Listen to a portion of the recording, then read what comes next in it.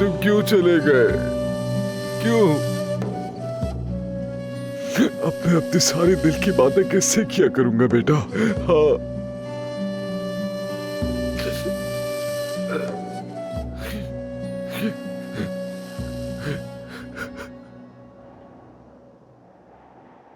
अब मैं अपने दुख सुख किसके साथ बांटूंगा? पता है तुम्हारे चाचा को फिर से प्यार हो गया। तुम शायद नहीं जानते उसे। उसका नाम समरुत है।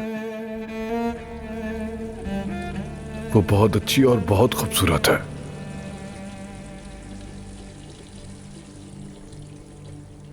उसका बाप माजूर है।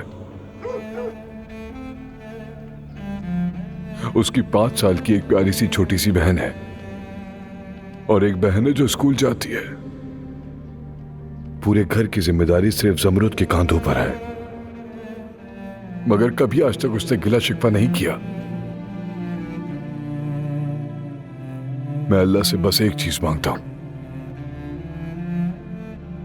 जमरुद से शादी और हमारा खूबसूरत बेटा,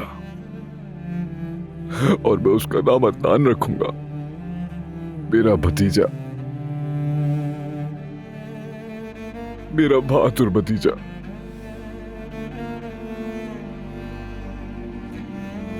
मेरा शेर भतीजा।